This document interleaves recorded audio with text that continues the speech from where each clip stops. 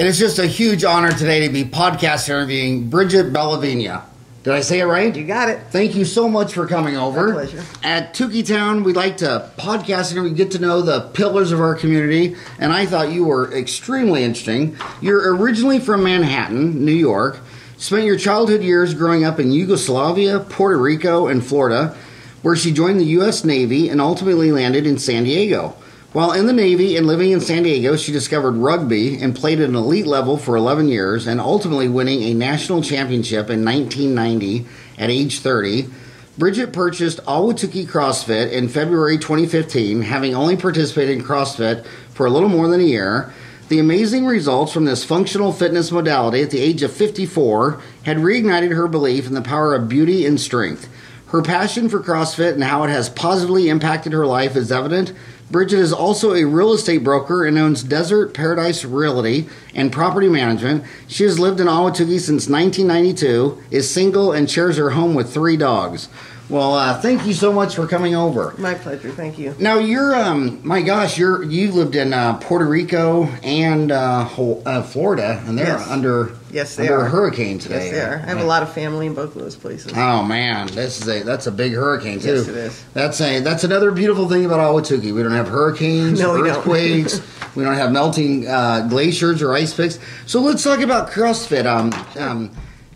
We kind of live in a society that, if they have high blood pressure, they want to take a blood pressure pill. That's so true. If they're type 2 diabetes, everybody wants to take a pill. Mm-hmm. No one really wants to change their diet and exercise. So how do you tackle that? Well, I personally had that same diagnosis at 53. I went to the doctor. I was pre-diabetic. I had high blood pressure. My cholesterol was going up. I was almost 200 pounds. And I just couldn't figure out how to get the weight off, and all the things I used to do when I was younger wasn't really working anymore. And I also found it isn't as easy to push yourself when you get older to limits that you didn't know you had. Now, how old are you now? Right now, I'm 57. Now, I thought guys weren't allowed to ask women how old they were. I don't mind. You don't mind? Why is it? I'm 55. But you're 57. Why do you not mind, and you think so many people mind?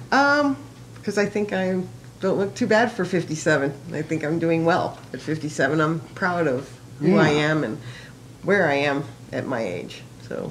And in Ahwatukee, now where is your CrossFit at? Where exactly is it? It's 4530 East Ray Road. It is behind Arizona Spine Disc and Sport. We lease the space from So you'd be going down Knox Road, then you would turn in front of Mountain Point High School? You would pass Mountain Point High School, and you'd make a left onto Ray Road. So it would be those medical buildings right there by the CVS. Okay, right by the CVS. Mm-hmm. And you limit your practice to women. It's an all women's facility. It is all women. We have one co-ed class, and we call it a nooner with men. A nooner with men. And why do you? And what was your strategy in all women? Do some people say that women like to work out alone, so they don't have to feel like they have to get dressed up, or I don't think it's necessarily that. Especially in something like CrossFit, everybody has their preconceived notions of what they think it is, and they think it's just crazy, you get after it, and it's too hard. And a lot of women they get intimidated just walking into a gym, period, much less something that has the word CrossFit with it and that have men. So they go in there feeling that they're at a disadvantage, they're embarrassed, they have other people throwing these heavy weights around, and they're like looking for the light weights, and they're scared that they're going to be silly or all those other things. And we've created a safe environment and a comfortable environment for them to come in and feel like they can be successful and get results. And that's our biggest thing. We never push anybody beyond their limits. I have from 18 to 20-year-olds to 72-year-old. My 72-year-old Susan, I chased for the first year and a half I did CrossFit.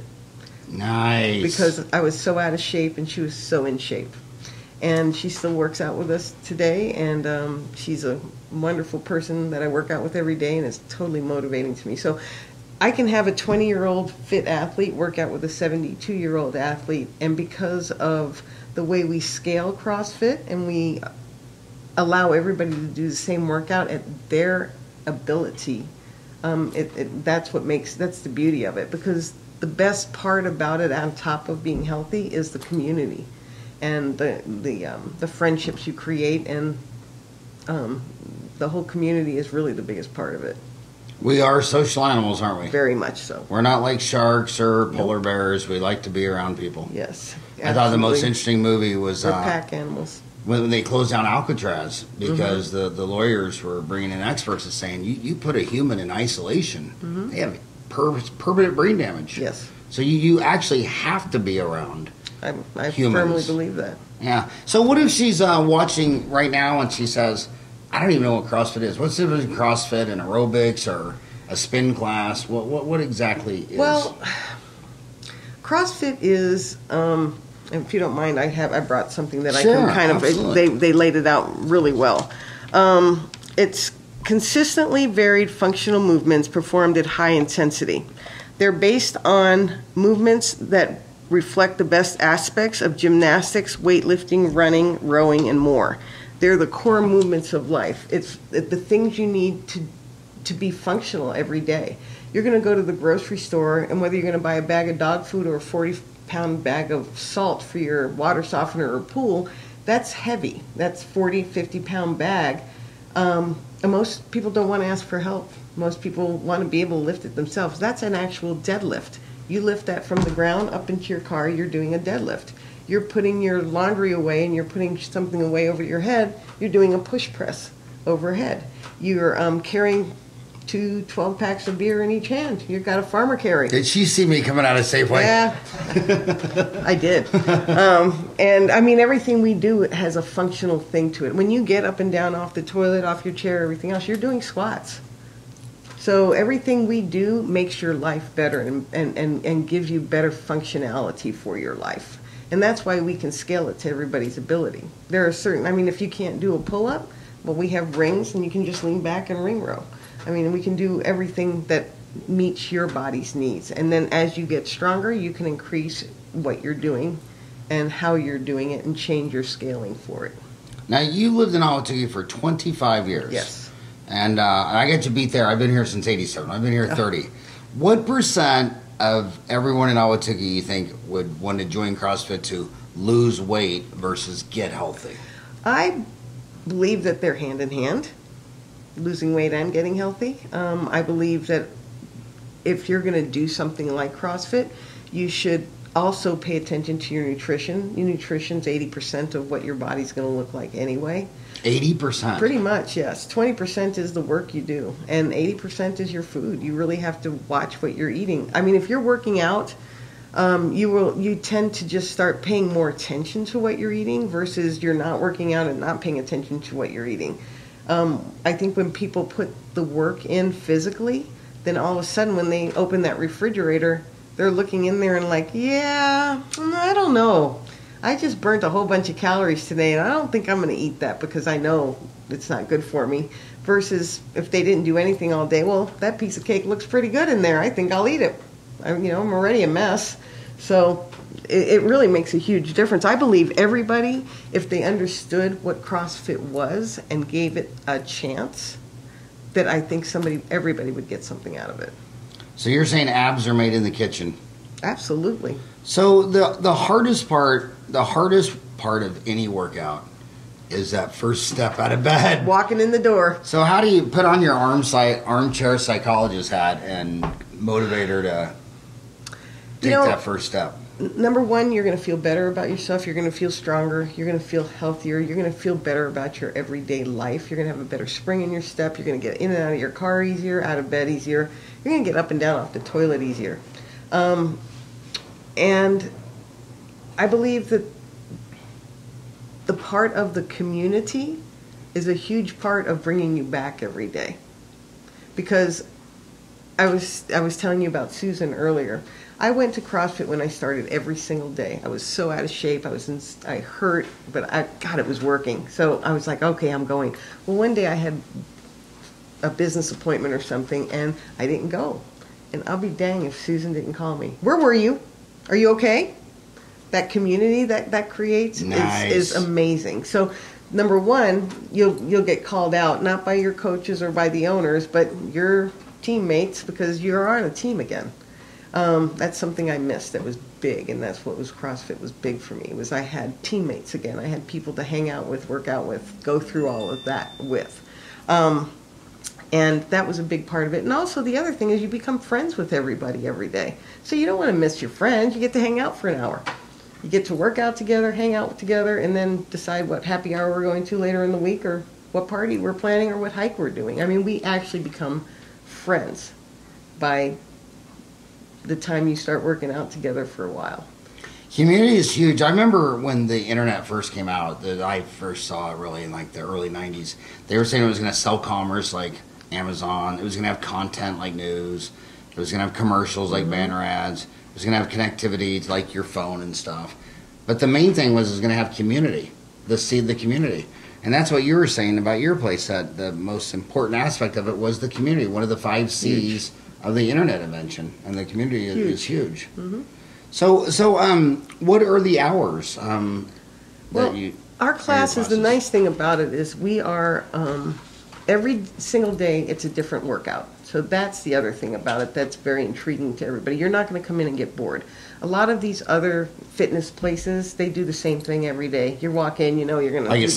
Like a spin class, you're going to spin, right. I've never been to some of these other things, but I hear that they're all follow a pretty regimented workout. And for us, it's different every single day. The only thing that we do that is the same is the order we do it in. We'll warm you up, we'll do some gymnastics, some body work, we'll do some strength, we'll do our workout of the day, and then we'll cool down. We get this all done in an hour. Every class has a coach that's there. We make sure that your movements are correct, we make sure you're safe, we make sure everything is done right. And we have a class at 5 a.m., 6 a.m., 7 a.m., Wow. Okay. So your website is Ahwatukee CrossFit. CrossFit. Ahwatukee CrossFit. So it says your scheduled classes are 5, 6, 9. Nooner with men, 12:15 to 1:30. Then 4, 5, and 6. Correct. What do you? A lot of people wonder. What do you think's better? Working out before you go to work, or after work, working out, winding down? Everybody's a different animal. So everybody has a different body. Some people wake up in the morning and they're happy and ready to go. Some people just are like, oh, don't even talk to me. I personally work out every day at 6 a.m. And the reason why is, for me, I could talk myself out of not going later in the day. It's like, well, I'm busy, or I got to do this, or I got to do that. By 4, 5, 6, there's 101 other chores I could be doing, and won't take care of me. So what I do is I take care of me first thing in the morning, and I don't have to think about it again for the rest of the day. I'm done. That is true, and nothing in your way. No. So if all my homies went to AhwatukeeCrossFit.com, what would they find on your website? They'll find a definition of what we are. They'll find a link to the main CrossFit page. They will find some testimonials from our women. You'll see some fun pictures, some interesting information that we have decided to put out there to try and give people as much information as we can possibly give them. And when someone wants to try it out, how much does that cost? Do they sign up for 3 months, 6 months, 1 year? How does the nice thing that we do is we'll give you a pass. You can come try it for free. And where do they get that pass? They just contact us. Usually either submit the form online or call the phone number on there, and they'll talk to myself or Jolene. And we will get them a free pass. And then we have the first month, we have a special of $75 unlimited, so they can decide if they like it or not. We do not tie people into contracts. We do not make no contracts. Nope. If you don't want to come, don't come. Don't pay. Wow, that's huge. Yeah, and I actually won't. I mean, if I have somebody that's left and they were on an auto pay and they haven't come back, I return their money. I'm a small business. I treat people the way I would want to be treated, and I'm not there. CrossFit's my passion, and what it did for me, it changed my life. It actually, 6 months into doing CrossFit, we found a brain tumor on me because I was working out, and I found a meningioma on my frontal lobe. In the middle of a deadlift, I got a headache, and I was like, wow. And then I got a headache every day after that. And if it stayed sedentary, I probably would have never found that. How long ago was that? in September 14th. Now, is that the same kind Senator John McCain has? No, he has a glioblastoma. I had a meningioma. It was on my brain more than in it, and it wasn't cancerous. So he has a really serious and bad. Oh, well, shout out to John McCain. Yeah. He used to come down here. When I started my dental office in '87, him and his wife Cindy used to come out here and get a bunch of local Ahwatukee dentist physicians to go to Guadalupe and have health that's fairs. awesome. Mm-hmm. And he was a hell of a man. And his wife Cindy even. I have a tremendous amount of respect for him. He Yeah. served our country And behind well. every successful man's maybe even more successful woman right. than Cindy McCain. She was pretty cool in all those Yeah. Guadalupe health fairs. She is a pretty amazing Yeah. woman. So what do you what if they come in, they say, okay, you said this is 20%, but how does she get control of the 80% in the kitchen? Well, we help with some of that. You do? Well, between all of us, trust me, between all of us, we've all tried some diet or another. And I hate to call it diets because to me it's a lifestyle change. You have to make a commitment to fuel your body with better fuel. And I personally tend to lean towards paleo eating a little bit more. I believe in meat, and so does CrossFit. It's fruits, nuts, berries, meats, root vegetables, all of the clean and healthy food. I shop on the outside of the grocery store where nothing is processed and everything's pretty much fresh, and try to stay away from a lot of processed foods. Some people do macros, and they figure out how many carbs, how many fats, how many whatever. I struggle with that one, but there's tremendous success for some people, and we just help. We just talk to you and help you, and we give you information. A lot of people start off doing a Whole30, and they clean their whole diet up for 30 days, and they follow it online, and they do all of that. And that's on your CrossFit website? We will, or we'll provide you the links to it. I mean, when you come in and talk to us, we're going to give you all the information that we know. Like we have MyFitnessPal online, and we go on there, and that's how you enter all your foods. To me, I had shoulder surgery a couple of years ago, and the funny thing is I could not. I thought I'd keep my weight down and everything under control because I know what I'm doing now, right? Well, I couldn't work out for a couple of months because I couldn't move. And what I found, and I found this shocking, I found that I didn't watch my diet. I did not watch what I ate when I wasn't working out. It was like that motivator of, God, I just burnt a bunch of calories this morning and I feel great and I'm ready to go through my day. When I didn't do that, I didn't worry about as much of my food, where I should have worried about it twice as much because I put on like 15 pounds. And I was angry with myself over it with, wow, how'd you even let that happen? You know what to do. But I did, and it's a lesson learned. And I talked to some of the other ladies, and we all figured out that if we're not working out, we don't pay as much attention to our food. I think a lot of women will find that if they start working out and they want to put the work in, that the food stuff follows. Because why do you want to put in that work and do all that work and then eat bad? You're not going to see any results. So it's kind of like the physical health gives you mental health. Exactly. And the mental health gives you control over your discipline and your diet. Exactly. Perfectly put. It was almost like we're in the same profession, because you said diet's 80% of being healthy and fit, and abs are made in the kitchen. And in dentistry, it's the same thing. It's so sad when they work outside, they're in construction, roofing, all these things, and they'll drink two 2-liter bottles of Mountain Dew a day. I know. And they'll have a cavity on every tooth. And it's a lifestyle to sit there and say, you got to switch to water. Mm-hmm. It's tough. It is. And the nutrition. Habits. It is. We're just Bad creatures of habits, habits, aren't we? Yeah. But I think if you started working out and paying attention to what you're doing to your body, then you pay more attention to what you put into it. And I think it's part of the full package. So you were the first all-woman Ahwatukee deal, the first all-women CrossFit gym in Ahwatukee, right? Mm-hmm. Actually, probably, I think there might be 3 in the world. There might be 3 in the world. That's it. Wow. Now, would that scare you? Did you think it might be a legal thing? Did you think maybe some man would sue you for discrimination? No, or I didn't. No, not really. I mean, I would question why somebody would want to come to our CrossFit gym versus the one down the street that's co-ed. It's like, to prove a point. I don't know. You know what I mean? And we're not doing it to exclude men, but more to make the women comfortable. I mean, the gym is usually a man's environment. And is it? I would say. You know what was interesting to me is Ryan and I were in, where were we at that Human Rights Museum up in Canada? It was Winnipeg, Manitoba. Mm-hmm. And I was at a dental convention, and Ryan and I, they just built this $500 million Human Rights Museum.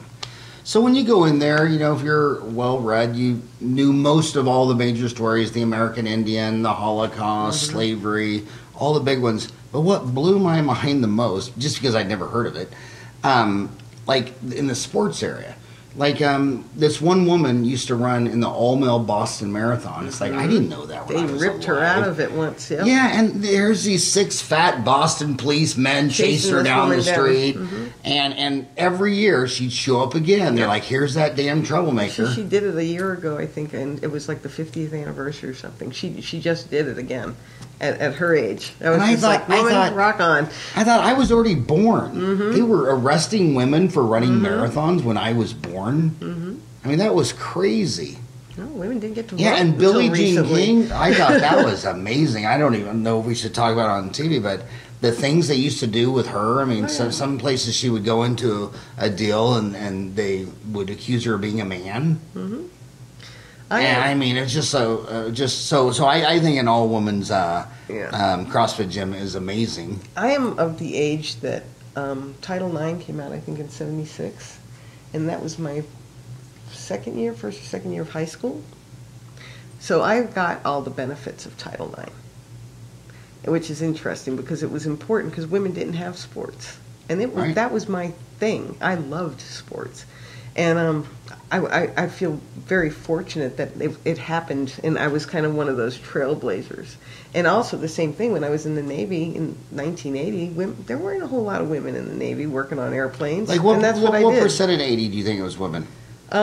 Very small percentage, and they didn't let us go anywhere near aircraft carriers or anything. Maybe 15%, I would say. And you couldn't go on aircraft carriers? No, that was combat. And I worked on airplanes, and my job was to work on airplanes on a flight line, and I couldn't. And it was kind of tough. They came trying to see if we were doing anything wrong all the time, or all those things. It was kind of like a witch hunt in a lot of ways. And to be honest with you, if I went in today, I probably would stay and retire because I loved what I did, but it was not a very good environment. You know, I grew up with 5 sisters and a brother. And I can still remember when girls tried to join baseball or soccer or whatever, all the after-school programs were for guys. Mm-hmm. And if some girls tried to do something, they would be called tomboys. And it was totally discriminatory. Mm-hmm. Made to feel ashamed and bad and all those things because she was talented and wanted to use her body just like a guy would. Yeah. So what if some young girl was out there watching and said, I was thinking about the Navy? Oh, do it. Best thing I ever did for myself. Especially if you don't know what you're going to do. How old were you when you went in? How long did you stay? I was what 20. did you do? You're 20? Mm-hmm. So where you at? You're in Manhattan, New No, York? I was actually in Orlando, Florida. Man, you've lived in a lot of I places. My gosh. I went to high school in Orlando, Florida. And Because of Mickey Mouse? yeah, he my recruited parents you? just happened to be there. I had a scholarship to college. Things didn't work out real well. I had a volleyball and basketball scholarship. I didn't have a ton of family support, so I was kind of on my own, and realized that I wasn't going to be able to survive doing that, and I just refused to be waiting on tables or be stuck in that environment. And to me, the best way to get out of it was to join the service.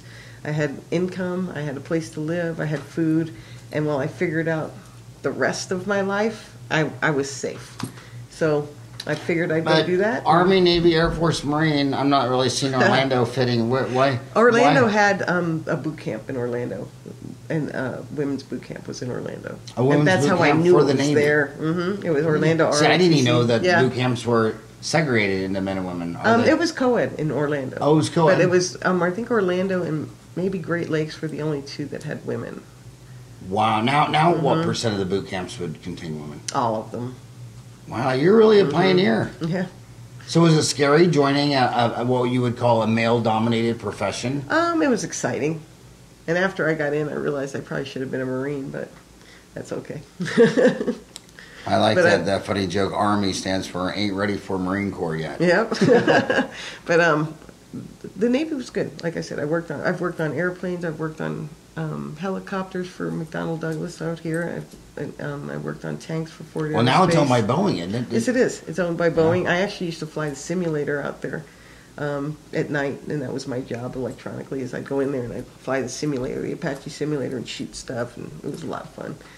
I had to learn how to fly it, though. I got airsick a lot until I figured it out.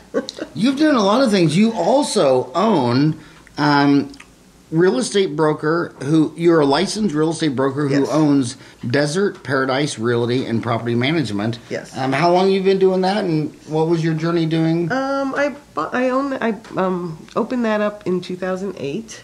Oh my God, was that the worst timing in the world? You know what? Actually, for property management, it was the best timing in the world. How was that? The whole economy real estate collapsed? went to crap, okay, because everything went bad. But what ended up happening is that when the market dropped out and all those short sales and foreclosures happened, all the investors bought rental homes. Okay, I got to back you up a little bit. Probably 90% of people, including myself, don't know what a short sale is. What's a short sale? Okay. A short sale is when a house is sold for less than what is owed on its mortgage. Oh, okay. Okay, so you're upside down. You're upside down. You're shorted the bank. Or the bank took the sale short, is what it means. So if a house is worth 250, or the mortgage is 250,000, but it's only worth 200, then the bank got shorted 50 grand, and that's what a short sale was. And it still is, but we don't have them as much anymore. So when it tanked, a lot of people started buying. What did you say? Started buying. They bought short sales and foreclosures because a $200,000 house was going for $90,000. So they just hung on to it. And now people are selling them off. And I had a bunch of people that bought houses in Maryville and in some of those what I call rougher kind of neighborhoods, but they bought houses for $30,000. Rented them for $800, $900 a month, and today are selling them for $150. So who is your ideal client for Desert Paradise Realty and Property Management? Ryan, can you send me that website link? That basically anybody that wants to buy or sell a house. I'm a realtor, number one, and number two, I work with investors for the last 10 years, so I know investing. I know what they need to do. I know how to work with flips, and I would basically look for anybody that's looking to rent a home out and doesn't want to mess with it. I'm the one that deals with everything. I deal with putting in a tenant, collecting rent. I deal with everything. So if they went to ahwatukeecrossfit.com, they could get in shape, lose weight, and become and invest their money in real estate. So you're a licensed real estate broker. Yes. Here in Ahwatukee, do you have an office in Ahwatukee, or or do it all by email these days? Yeah. And I don't need a physical space to do that. So. And you lived in Ahwatukee 25 years. We've seen some booms and busts out here. Yes, we have. The last one was 2008. That was 9 years ago. I kind of get a little jaded because being 55 years old, it seems like these are kind of reoccurring cycles in real estate.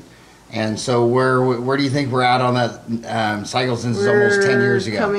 We're coming to the top of another market right now, I believe. And I believe we're going to come down the other side of it because things are pretty expensive right now, which I think they just keep going up and up. And it almost has a little bit of a sense of 2006-07 right now, except the only thing that's different is that the mortgages are under control and the appraisers are under control. So because what messed up everything back in 2008 were the mortgage brokers and the appraisers. I mean, the mortgage brokers and appraisers, nobody was licensed. So the appraisers were in the mortgage broker's office. They get a contract and they say, okay, this one's the sales price is $450,000. Can you make that? Can you meet that for me? The appraisers would go out and they would meet it. So they artificially inflated the prices of it.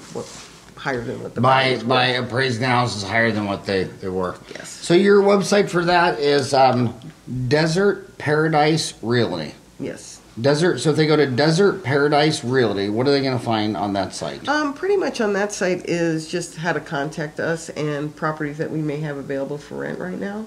And is most of your rental property, is it mostly Ahwatukee or? That is my goal. I had properties all over the valley, but what I have been doing since I bought Ahwatukee CrossFit, and I'm putting more of my energies locally, I'm trying to, as each of my clients selling off their properties in the West Valley or more up north, I'm trying to keep everything in the East Valley in Ahwatukee.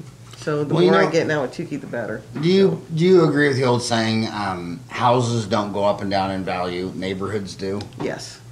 Yes. And this is, I mean, I love this neighborhood. I've lived in Ahwatukee for 30 years, and so many times, I mean, I don't want to slam other parts of town, but like even when I'm driving through Tucson, I'm like, God, I'd rather live in Ahwatukee. I could be driving to the Cardinals game in Glendale, and it's like, Glendale's nice, but I just love Ahwatukee. Me too. The only place I would think of that would maybe pull me would be like North Scottsdale area, maybe, or Desert Ridge, because it's real similar to Ahwatukee, Desert Ridge.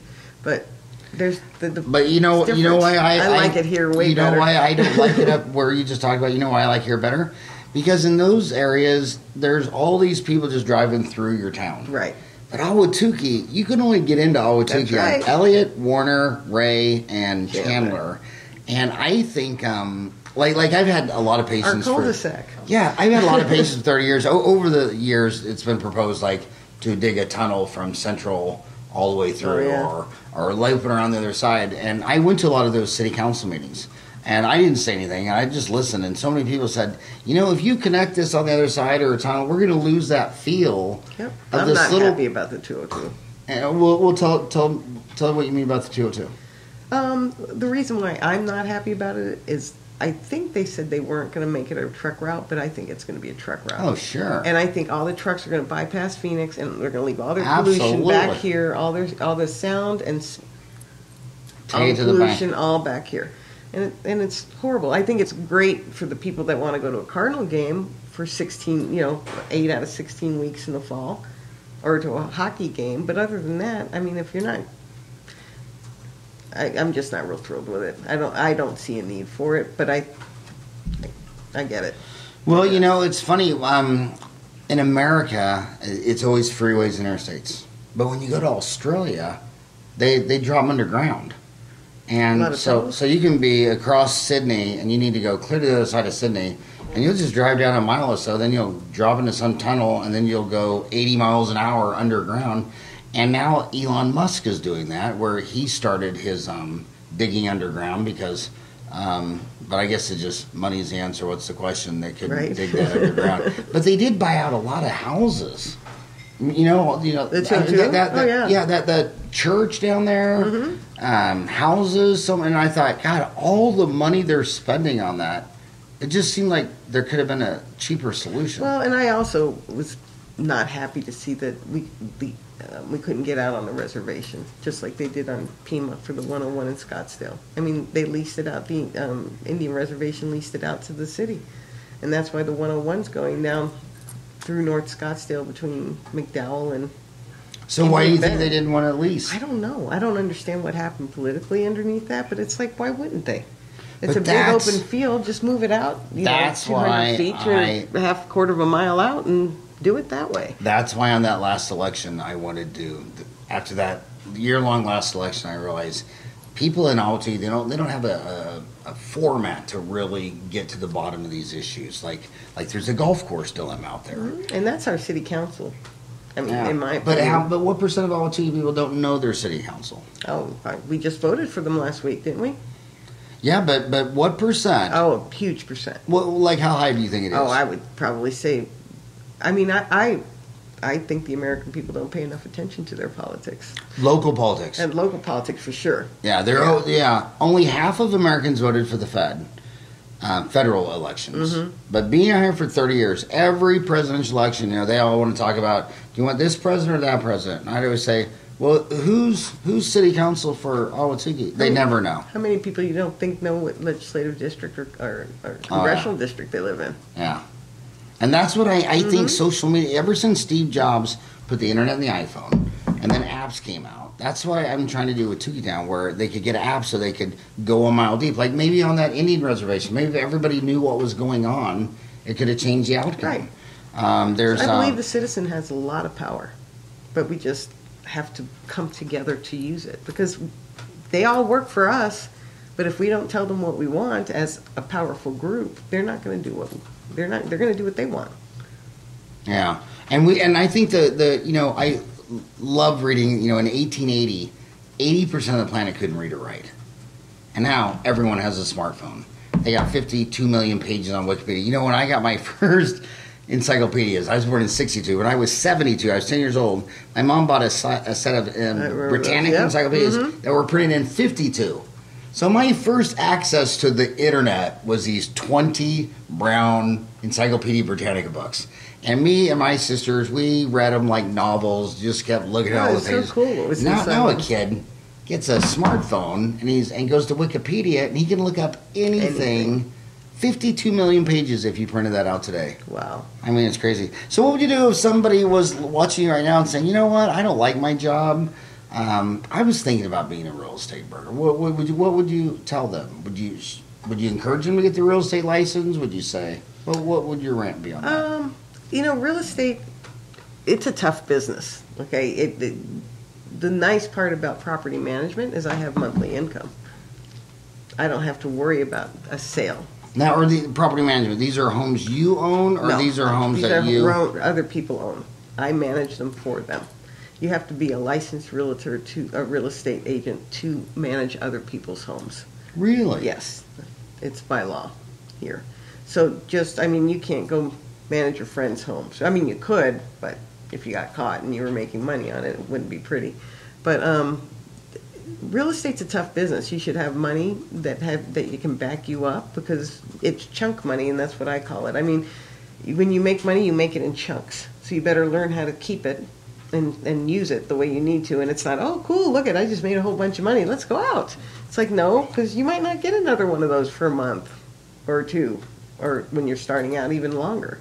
So it was a big benefit to me to also be a property manager, because I didn't have the pressure on me to make sales and earn a living by trying to get people to buy their property from me and not their friend. And that's the other thing, is everybody knows somebody that's a realtor. I mean, so you have to have a personal relationship with somebody in order for them to work with you, and you could still have a personal relationship with somebody, and they might choose their other friend anyway, because they have a different relationship with them.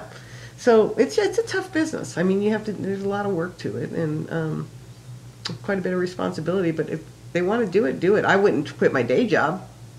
I mean, it's not something you have to do full time, and then as you get better and you learn what's going on, then you can move full time, because then you know what kind of money you're coming in with. But I'd be cautious if I was the only breadwinner and jumping. What if they're watching right now and they're thinking, would you go into middle class residential? Would you go into luxury homes, or would you go into commercial? It seems like in Ahwatukee anymore, the most common tenant in all these shopping centers is space available. Right. I don't know what they sell, but there's a lot of those space available. That's the other thing. We were talking about the ups and downs of the market, the cycles. The funny thing is that the retail market, the commercial market, is opposite the sale market. So if you see the sale market, the residential sales are high, usually the commercial stuff is low, and they just are inverse with each other. So that's why you're seeing a lot of things empty right now. And I bet you once the market starts coming down residentially, you'll see the commercial stuff coming up. It's odd, but that's how it works. And I can be a licensed, I can do commercial real estate if I wanted to, but it's not my specialty, and I need to be cautious that I don't lead somebody wrong, because they're depending on me as a licensed professional to do the right thing, so I should never go outside of my comfort zone. Or if I do work with somebody that really knows what they're doing. So, I mean, if it's a passion for somebody and they want to be an investor and that's what they want to do, and they want to go out and buy their own houses and help other people do their thing, it's a passion, go for it. As every time Amazon grows by another $1 billion a month in sales, that's at the expense of retail. And so absolutely, retail's really going to change. Some of these major malls out here are losing their anchor tenants. What do you think Amazon will do to retail space in Ahwatukee over the next 10 or 20 years? Oof, that's a great question. I've thought about that a lot myself. As a consumer, I still have a need to want to go touch something before I buy it. Now, the funny thing is I might want to go in and touch it over here, but then I might go online and see where I can get the best price. So I'm interested in seeing, I'm wondering, and this is my thought, I'm wondering if they end up putting stores up, like an Amazon put up a brick and mortar place that would have samples of things they sell. Like there's just some things that you're just not going to buy sight unseen. And that's the kind of stuff that I find kind of interesting. I mean, like Sears is about to go under. If I were Sears, I would get rid of all of their soft stuff, their clothes, their shoes, their bedding, all that stuff, and I'd do their tools and their appliances. They're awesome at those. People will go to Sears in 2 seconds to buy appliances or their Craftsman tools or their lawnmowers and all that stuff. I think they're very alive at that, but I think they're struggling with their other stuff. I can still remember buying my first lawnmower at age 10 in Wichita, Kansas, from Sears. It was $86, and it cost 14 cents to fill it up at the gas station. Wow. The deal. Yeah. And I thought that was the coolest damn thing in the world, because any summer day I could walk down the street and make some money. Every third house would let you mow their lawn for $3. Yeah. And as long as you and the little gas tank, cost 14 cents. And then Grandma would give you $3, and I just thought, my God, this is just like winning the lottery. Mm-hmm. I think I paid that lawnmower off in just a couple of weeks. Oh, I bet. You were an entrepreneur even back then, huh? Oh my God, that was different times. So you, another thing I noticed about CrossFit is there's a lot of crucifixes by the sides of the road. Bicyclists that have been hit by cars, and I know some of them personally in Ahwatukee.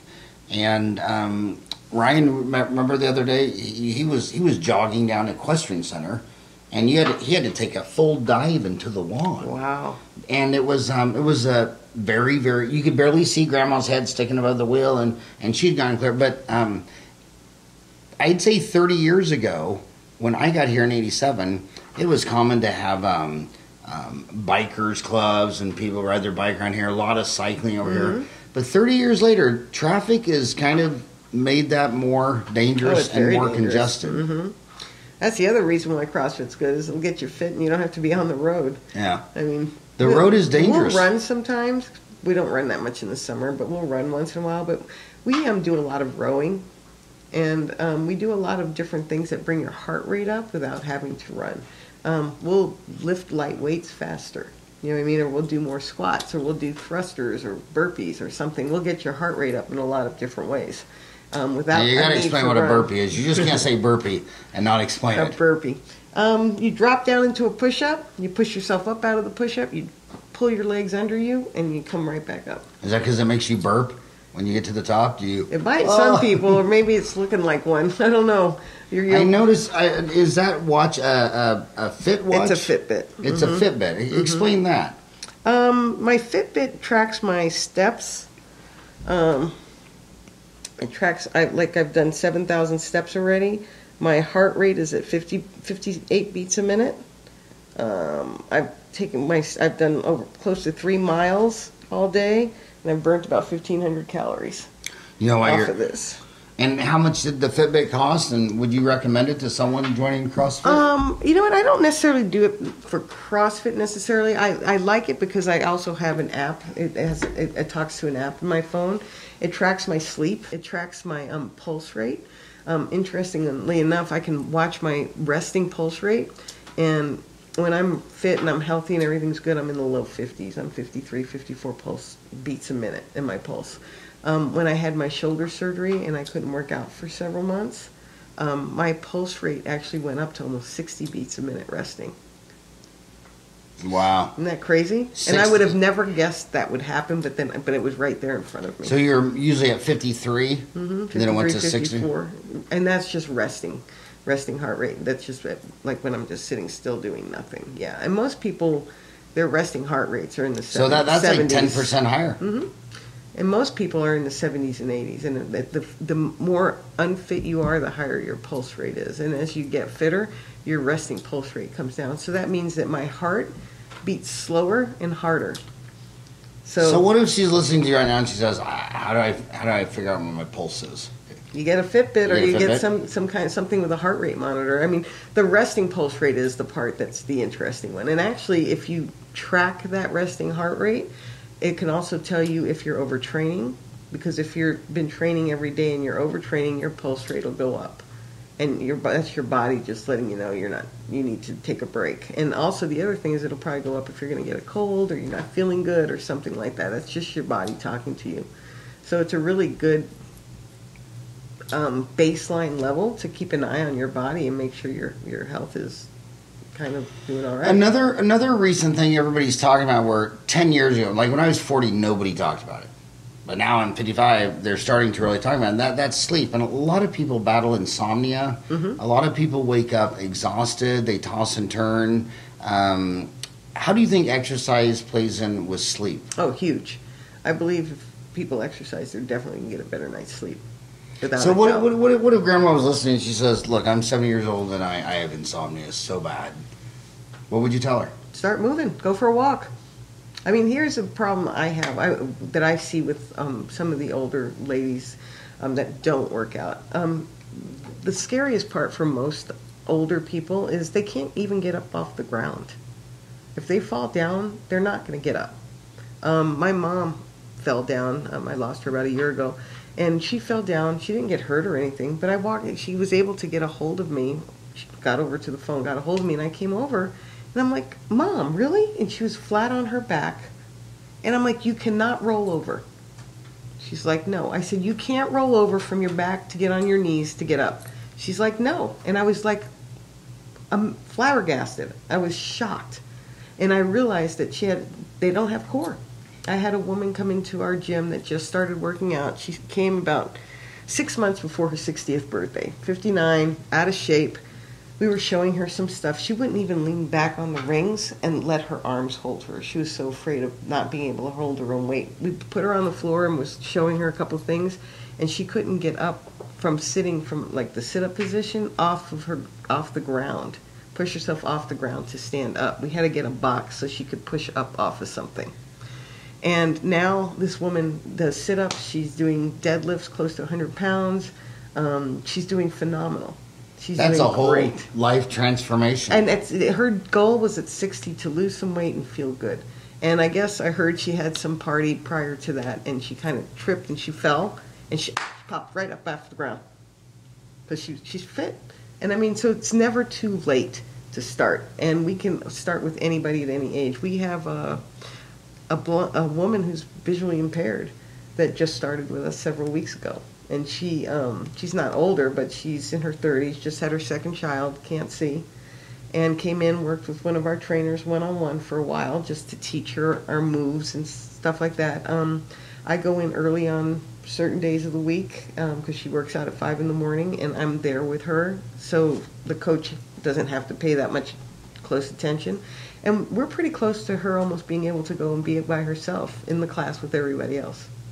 That is so... It's amazing. I mean, it's like, so wow. Nice. It's great. So, I mean, we can work with anybody no matter what they have going on. All they have to do is have the heart and the desire to walk in the door, and we can help them feel healthier, feel better. I mean, if somebody can't get up off the ground, that's our first thing, and we'll put them down and make them get up and just teach them how to use their body right, get them stronger, do some squats. We'd bring a chair up higher and have them maybe half squat to that and start getting their legs stronger.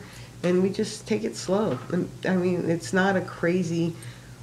People watch the CrossFit Games, and they watch these phenomenal athletes doing phenomenal things.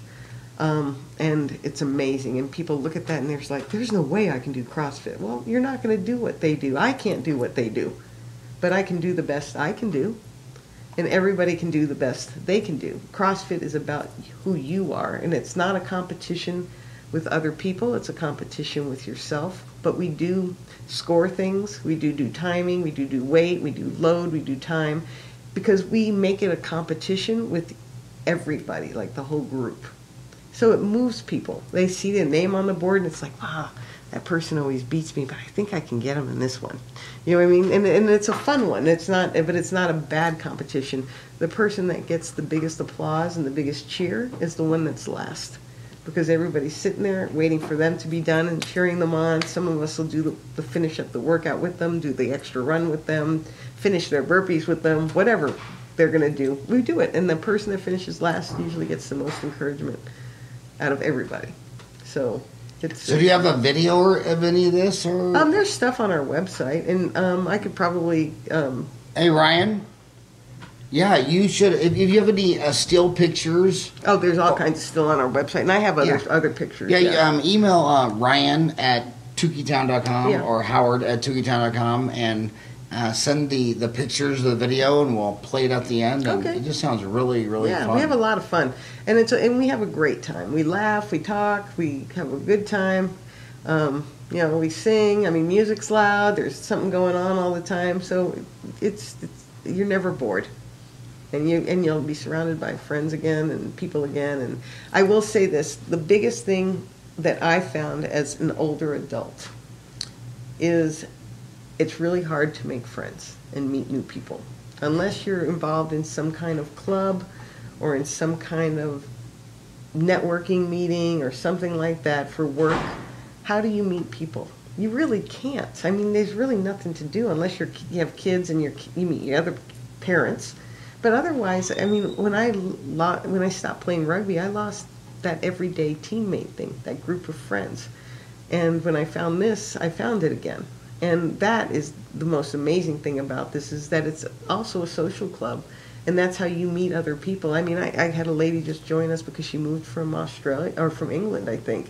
And she says, it's so hard to meet people here. I go, well, it's summer and nobody goes outside, so you're not going to meet anybody till winter.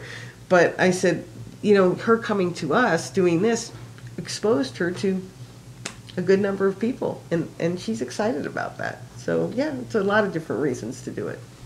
Now, you live with 3 furry friends, 3 little dogs. Is Ahwatukee dog friendly? Yes. I have a greyhound, a retired racer, and I have 2 miniature Australian shepherds. Those are big.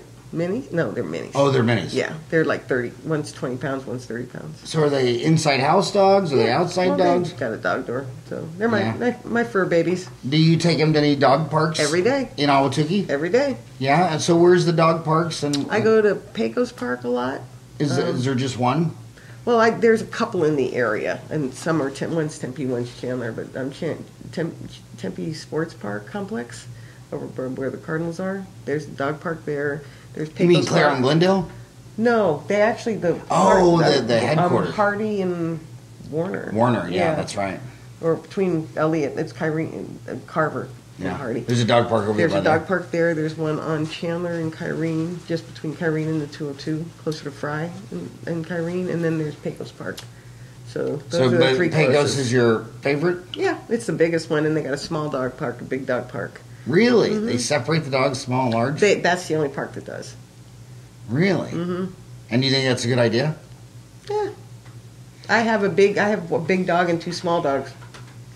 So we're almost done. Gosh, it's been so fun to talk to you. But you kind of insinuate that most people in Ahwatukee don't know who their city councilman is. No. But you do, or state legislator, or? Mm-hmm. Well, I know we're in Legislative District 18, Congressional District 9. We just voted back in Sal, the CCO. So did you ever meet Sal? I haven't. I've met Kevin Peterson, and I liked him a lot, and I was hoping for new blood, but yeah, we got. Now, does Kevin Peterson live in Ahwatukee? He actually went to Desert Vista or Mountain Point, one of those. Did you ever meet him? Here. Yeah, I met him a couple weeks ago. Well, do you have his contact information? I do. Send him my card. Tell him to come here. I would love to. I would love to see. He's a wonderful man. Send him right to Ryan. She has a video and some of CrossFit that she could send, and some still pictures. And I'll get some stuff to you. And if you know other pillars of the community, because there's Ahwatukee is a very complex community, and it involves everything from dog parks to schools to police to fire to government to city council to legislative, and I really hope that Steve Jobs' invention. I remember when I had my Motorola flip phone, and it's basically only 2 companies ruled the cell phone. It's Motorola. First of all, when I was little, I would have never imagined that someday I'd be able to take the phone off the wall and take a picture of it and somehow send it to you. You know, it would have taken magic dust and I know. a I'm tooth your fairy. age too. I get it. It's like, I tell you what, these last 50-something years in the world have been amazing with the technological advances. Well, you know, if you go back to 1880 and 80% of the planet couldn't read or write, and now 80% of the planet is someone in their house has a smartphone. And I think that Steve Jobs did that in 2008. I think the 100 years after 2008 to 2108 is going to be humans' finest hour, because they're going to go from being 1880, 80% can't read or write. Now they can all read or write, and they're all connected on the internet. And I would like to get, if you recommend pillars of the community that help make Ahwatukee function and healthier and cleaner. And one of the things I would like to, so I would like to see that, talk to that guy. And some things that have bothered me is, like, there's intersections out here that people die routinely in. And Kevin knows all that stuff. He actually is ready to deal with the golf courses and everything. He is ready to do all that. People just didn't send listen. him here.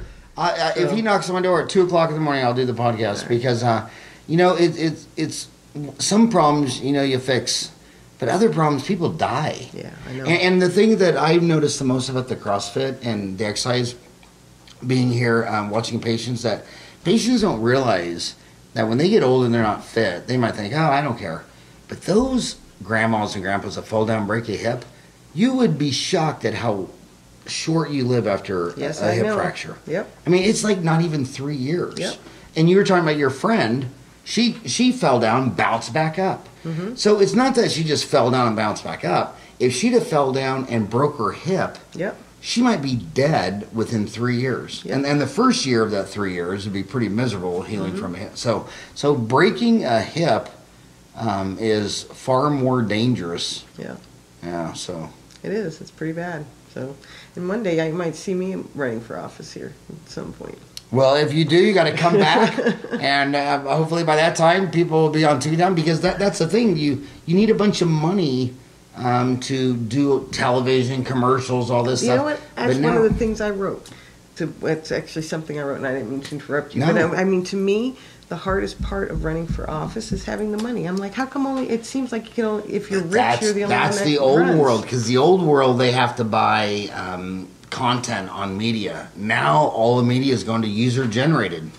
Like we just created an hour of content that someone in Ahwatukee might be watching, that where in the old day that might have had to be something made in Hollywood for $100 million. Right. Or something only made in ABC, NBC, and CBS. And you see the stats, it's all going from the old Fortune 500 media to user generated.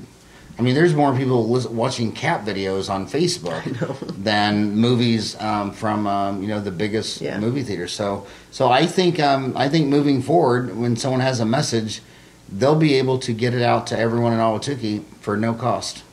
That would be awesome.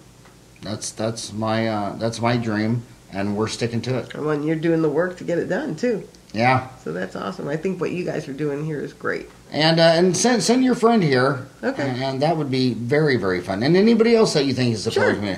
You know, people that are a leader in the community, whether it's in an elementary school, a church, a fire department, a policeman, you know, something to where we can help the people of Ahwatukee focus on solving the problems of Ahwatukee, not North Korea. Because in my opinion, I mean, I could study everything about North Korea 24 hours a day, 7 days for a year. Will I make any impact on that? No. I mean, I have nothing to do with any of that. I mean, so I don't like to focus on things that I can't impact, especially if it makes me depressed or feel bad. Or so I would rather get energized about something productive here in Ahwatukee, and let Putin and the Ukraine and North Korea and all that stuff. This is what we have more control Yeah, and the major media, since they don't want to pay the money to cover all the local news, they just keep it on the big national news, like a hurricane, an earthquake, Trump, Putin, Hillary, you know. And so that takes everybody's attention off of Ahwatukee. And I can still remember, you won't believe this, I can still remember getting off I-10 onto Elliott the first time in 1987. It was May 12th, 1987. And here's a boy growing up in Kansas. And I saw those mountains, and I saw, Right. oh my God. And 30 years later, it still takes my breath away. Me too. Every time I drive over it, I'm like, oh, I love those mountains. Yeah. So. Love it. So that's an hour. Thank you Awesome. so Thank much you for very coming much. by. My You were pleasure. so fun to talk to.